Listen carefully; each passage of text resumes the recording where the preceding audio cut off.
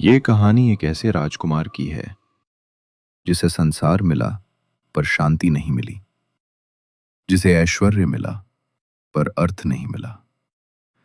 ये कहानी है सिद्धार्थ की, जो बाद में बुद्ध बने। सिद्धार्थ का जन्म एक समृद्ध और शक्तिशाली राज्य में हुआ। बचपन से ही उनके चारों ओर सुख, भोग और विलास का वातावरण था, पर उनके भीतर प्रश्न थे। जीवन क्या है? मृत्यु क्यों होती है? दुख का कारण क्या है? क्या इससे मुक्ति संभव है?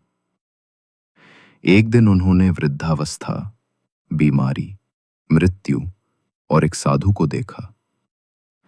ये चार दर्शन उनके जीवन को बदलने के लिए काफी थे।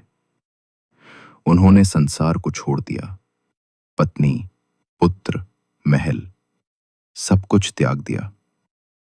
वे सत्य की खोज में निकल पड़े।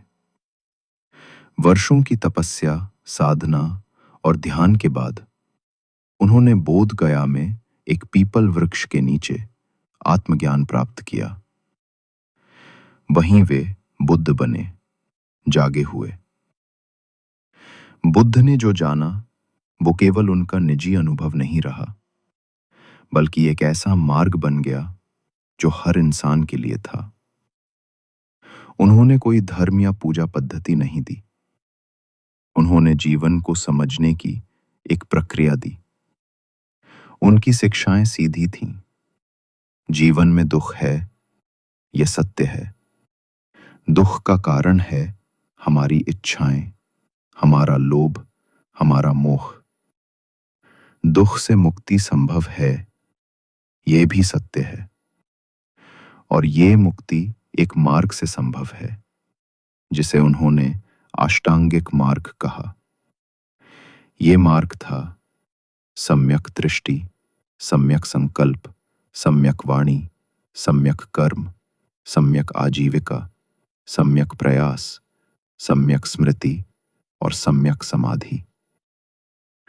उन्होंने किसी ईश्वर की उपासना नहीं सिखाई, बल्कि आत्म जागरूकता, करुणा और मध्य मार्ग, न अति नियम, न अति भोग पर जोर दिया।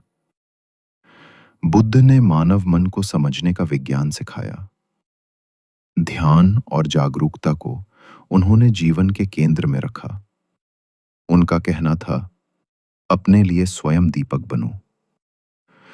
उनकी मृत्यु एक अंत नहीं थी, वो एक विराम था, एक ऐसी धारा का जो आज भी बह रही है, बिना किसी पूजा, डर या आडंबर के। बुद्ध की कहानी सिर्फ एक व्यक्ति की आत्मज्ञान की यात्रा नहीं है, ये हर उस व्यक्ति की संभावना की कहानी है जो सत्य को जानना चाहता है। बुद्ध कहते हैं, यदि तुम सच में जानना चाहो तो तुम्हारे भीतर भी बुद्ध संभव है।